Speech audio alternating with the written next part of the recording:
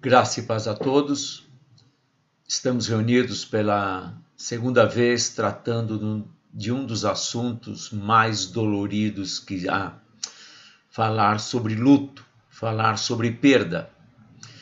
Eu sei que é um assunto bastante difícil, mas necessário de se pensar, necessário de se conhecer um pouco mais e necessário de se buscar ajuda.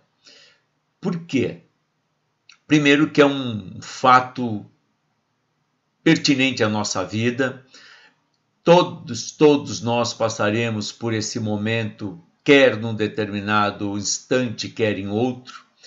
Todos nós teremos a perda de pessoas muito amadas na nossa vida, muito preciosas a nós, e teremos sim algumas dificuldades no lidar sobre isso.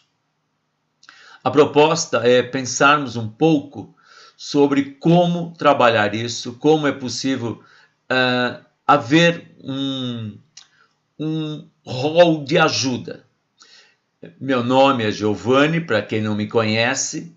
Eu estou na Igreja Batista Curuçá e aqui está o meu e-mail e o meu telefone. De repente você quer conversar, gostaria de alguma coisa que pudesse. Eu não tenho a cura. O que nós trabalhamos é um alento, um cuidado, um ouvir acerca da sua dor. Então, por isso que você tem aí estas informações. Quando nós falamos em luto, nós precisamos pensar em algumas coisas muito importantes. Qual toda a sintomatologia que envolve o luto, isto é, quais são todos os sentimentos que envolvem, como que uma pessoa ela fica dentro do processo de luto. O luto afeta de uma maneira bem clara, nós vimos no encontro anterior sobre o que Elizabeth Kübler-Ross escreveu acerca das 5 fases, pelo menos, sobre o processo do luto.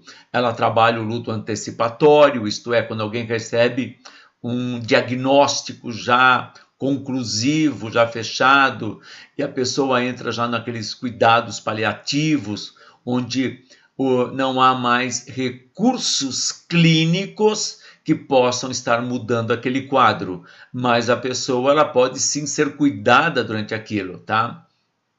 Então, quais são o que essa sintomatologia é? Onde que é um afetamento? Um afetamento é no campo afetivo, comportamental, algumas atitudes em relação ao falecido e ao ambiente, há uma deterioração cognitiva e há mudanças fisiológicas e queixas somáticas, isto é, a pessoa ela pode apresentar dores, ela pode apresentar uma sintomatologia de enfermidades, algumas até inclusive daquele ente que partiu, do amado, da amada que partiu, daquele ser amado que partiu, e outros pela fragilidade orgânica, emocional, há esta somatização desta dor, e aí apresenta como se fossem enfermidades. Dentro do campo afetivo, nós vamos ver algumas áreas que são afetadas. Quando eu coloco aqui depressão, não é a enfermidade depressão, mas a pessoa vai passar por um processo depressivo de curto, médio ou longo prazo, vai depender de cada circunstância, cada momento, questões de ansiedade, questões de culpa, questões de raiva, hostilidade, falta de prazer e solidão, isso vão estar tudo no campo afetivo. Sim, são pertinentes, sim. No campo comportamental, a pessoa pode apresentar uma agitação, ela pode apresentar uma fadiga, um choro, muitas vezes até um choro constante, e por outras vezes qualquer lembrança que vem, qualquer momento, qualquer fala, qualquer foto vista, qualquer documentário visto, qualquer coisa sobre que traz à memória aquela situação da perda, há todo um processo na vida da pessoa, há todo um processo de alteração comportamental. Essas atitudes, vai falar de autorreprovação, baixa autoestima, desamparo, suspeita, problemas de relacionamento e atitudes em relação ao falecido. No conjunto geral, para a gente sintetizar isto, a pessoa, ela, de uma maneira, pode parecer até estranha, é como se ela culpasse a pessoa que partiu por deixá-la. Por que você me deixou? Por que você foi embora? Por que você... É como se houvesse essa pergunta dentro do seu coração, dentro da sua mente, e onde ela expõe, através dessa fala, a dor deste desamparo, dessa sensação de abandono que ela está passando. Isso é muito comum. Dentro da deterioração cognitiva, há uma lentidão de pensamento e de concentração. Há uma espécie de esta lentidão, o processamento mental é como se ele ficasse em câmera lenta, todo esse pensamento. E nas mudanças fisiológicas, nós temos perda de apetite, outros casos, um ganho exacerbado de apetite, distúrbios do sono, a pessoa pode dormir exageradamente ou ter insônia exagerada também. Há uma alteração bem significativa nesse aspecto. Perda de energia, isto é, há uma letargia naquele corpo, como se ele não conseguisse se mover, é como se houvesse um sobrepeso gigantesco sobre a pessoa e ela tem essas dificuldades todas. Queixas somáticas, isto é, queixas de dores e queixas, inclusive, do próprio falecido. Dores que o falecido sentiu ou a falecida, a pessoa está repetindo, reproduzindo na sua vida. E fica mais vulnerável, claro, à questão de enfermidades, mas por um aspecto deste desgaste emocional, físico. Então, essa sintomatologia é meramente para você ter uma visão de como esse quadro ele é complexo, quais todas as áreas que são atingidas neste processo de luto. Então, como nós podemos trabalhar isto? Como é que nós podemos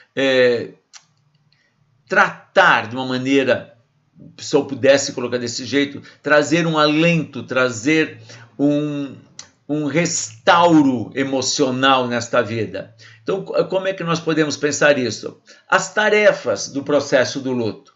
Que tarefas são essas? A mais dura, a mais forte, a mais que causa esta... É como se fosse uma indignação aceitar a realidade da perda. Por que eu falo desta maneira? Porque é o campo mais difícil. Como que eu vou aceitar a realidade dessa perda? Sim, é muito difícil, mas é o primeiro passo para o processo da cura. Por que isso é fundamental? Porque há uma idealização daquele que partiu, desta perda, e dependendo das circunstâncias, dependendo de todo o processo que foi, o tipo de perda, as circunstâncias da perda, tudo isso vai trazer também uma dificuldade desta aceitar a realidade da perda. Alguém que está enfermo, acamado durante muitos anos, está todo num processo degenerativo, assim, este envolvimento da família, vendo essa dor, vendo esse sofrimento, quando esta pessoa parte, quando essa pessoa ela falece, há um aceitar de uma maneira um pouco mais suave. Agora imagine alguém que está na sua plena atividade, está trabalhando, ou então uma criança brincando, na sua plena alegria, na sua plena vitalidade, e uma fatalidade, um acidente ou um mal súbito, e esta pessoa é ceifada deste ambiente familiar ou desta família. Então, aceitar essa realidade, ela vai depender muito e muito de como foi todo o processo que envolveu esta perda, e nós falaremos também sobre isso Então agora é pensar um pouco nessa, aceitar a realidade da perda e juntamente com isso elaborar a dor da perda. É muito, muito importante que a gente possa expressar a dor. Muitas vezes nós ouvimos, e principalmente no meio cristão, mas você sabe que a pessoa está na glória, ela está com o Pai, ela está no lugar melhor. Tudo isso, sim, são verdades, mas não são elementos que vão estar alentando aquele coração muitas vezes. Então, elaborar a dor é poder expressar essa dor na sua intensidade plena, é falar dessa dor. É por isso nosso trabalho de ouvir a sua dor, ouvir este processo dolorido que você está passando. E juntamente com isso, haverá, claro, este ajustamento, ajustar-se a um ambiente onde a pessoa que está faltando, ela não está, esta ausência ali, há um ajustamento. Ela sentava numa determinada poltrona, ela sentava num determinado lugar à mesa, ela tinha algumas atitudes. Todo este ajustamento, ele tem que ser processado.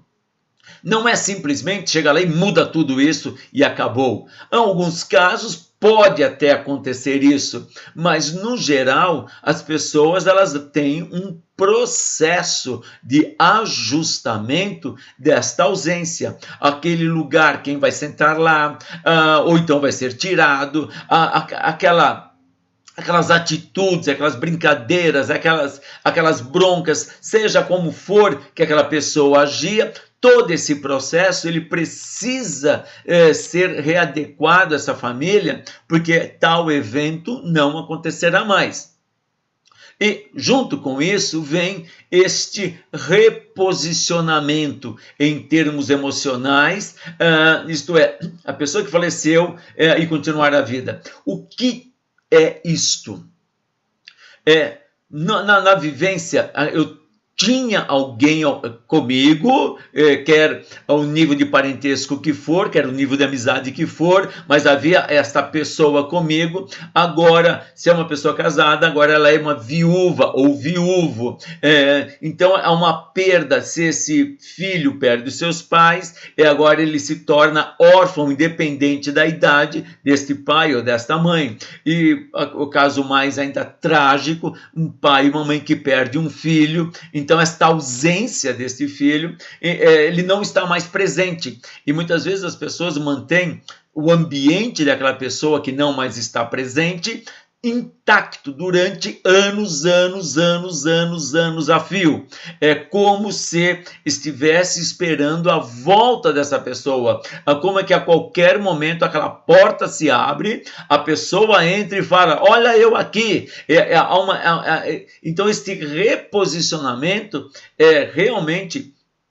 Não é simplesmente desmontar um quarto, não é simplesmente mudar as coisas de lugar, não é simplesmente tirar a roupa do guarda-roupa, mas é mais um reposicionamento emocional em nós. Há um reposicionamento dentro da nossa estrutura de pensamento, estrutura emocional, onde esta pessoa que fez parte da nossa existência por um período de tempo não mais presente está. Então, eu não vou mais senti-la, mas eu vou continuar tendo os mesmos sentimentos aqui dentro de amor, daquela pessoa que era especial para mim. Isto não se perde, mas simplesmente eu não vou ter mais a presença daquela pessoa na minha vida. Então, todos esses reposicionamentos são muito importantes de serem colocados. Então, neste processo, quais são as tarefas? Estão tarefas difíceis? São. Por isso que muitas vezes precisamos de ajuda. Aceitar a realidade da perda, elaborar a dor da perda, ajustar-se ao ambiente onde está faltando aquela pessoa e reposicionar em termos emocionais a pessoa que faleceu. Isto é, eu já não estou mais casado com aquela pessoa, eu já não sou mais, no seu sentido, filho, eu continuo sendo filho, mas eu não tenho mais ela presente na minha vida, e quando é perdido um filho, ele já não está mais presente na minha vida. Então, este este conjunto de emoções precisa ser elaborado, tratado e cuidado. E como que nós podemos fazer isso? Como que esse processo pode acontecer? Então nós vamos pensar um pouquinho em como tratar isto. Como então enfrentar a dor do luto. Uma das coisas muito importantes é isso, tá?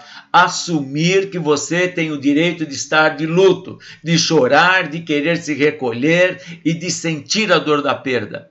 É muito triste nós ouvirmos, para de chorar e está no lugar melhor. Isto é muito triste. A pessoa que perdeu, ela tem uma dor e essa dor precisa ser externada. Então, assuma o teu luto, chore. Se tiver que chorar, chore mesmo. Se tiver que gritar, grite mesmo. Não tenha receios disto, ao que os outros vão pensar. Lembre-se, ninguém está sentindo a dor que você está sentindo. Esta dor é sua. Esta dor, a intensidade dela é exclusivamente sua. Não há como medir dor. Nós podemos até perguntar, intensidade de 0 a 10, quanto você acha que está sentindo de dor? Mas ela é muito individual e ela é muito...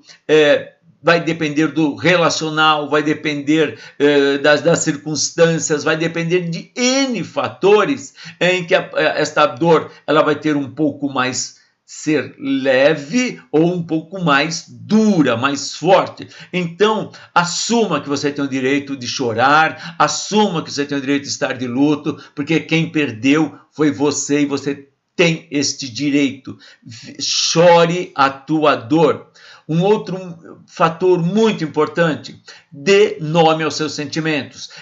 O que é dor mesmo, é saudade, é decepção, é revolta. Pode falar, expresse isso de maneira, eu estou revoltada com a situação, eu estou revoltada por que ele foi embora, por que ele partiu. Fale isso, verbalize isso. Isto traz alívio, isto traz, quando eu falo alívio, não quero dizer, é bom falar e acabou tudo. Não é isso. Mas quando eu dou um nome à minha dor, eu sei exatamente aquilo que eu estou expressando. Quando eu generalizo, eu tenho uma dificuldade de saber exatamente o que está me doendo. Então está doendo a dor, está me doendo a saudade, está me doendo uma decepção, está me doendo uma revolta. Eu posso ter decepção com pessoas, eu posso ter decepção com a minha... com o meu sagrado. Eu orei, eu pedi, e nada aconteceu, e eu de repente eu ouço um testemunho de que alguém foi curado numa situação 10 vezes pior do que aquele ente amado meu que estava lá, e tudo isso traz uma revolta, e tudo isso traz uma decepção. Expresse isso, verbalize isso, não guarde isso no seu coração, isso traz amargura dentro do coração. Então, esta verbalização, esta externar a minha dor e com nome a minha dor, isto vai me ajudar a expressar o que, onde e o como está me doendo. É muito importante isso. Um outro elemento fundamental tem a ver com o perdão, perdoar e reconciliar-se com as situações que envolveram essa perda. O que é isto?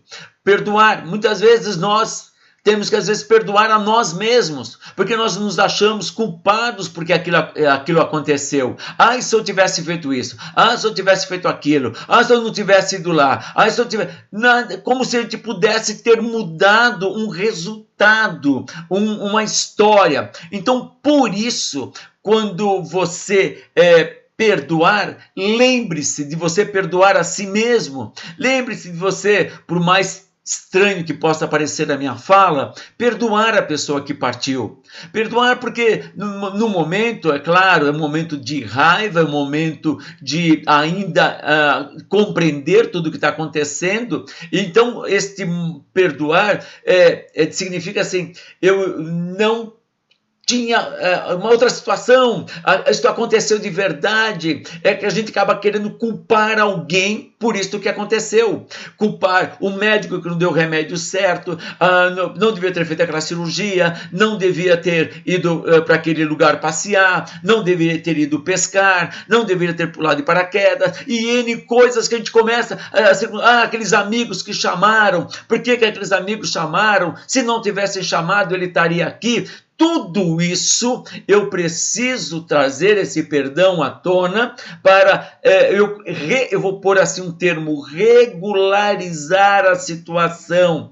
Por quê? Porque eu começo a criar, eu vou ficar magoado com todo mundo, vou ficar com raiva com todo mundo, inclusive de Deus. Eu vou fazer, pô Deus, se eu tenho todo o poder, por que não mudou essa história? Por que não fez isso? Principalmente com tragédias, com pessoas mais jovens, com crianças, esta dor exacerbada que tem, eu preciso trabalhar o perdão e lembre-se, começar o perdão em mim mesmo. Tá? Perdoem o pleonasmo, essa forma enfática de falar, mas eu preciso perdoar a mim.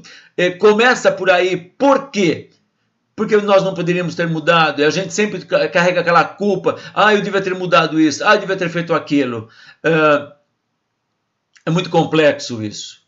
Como cristãos, nós sabemos que o dia da nossa partida já está escrito.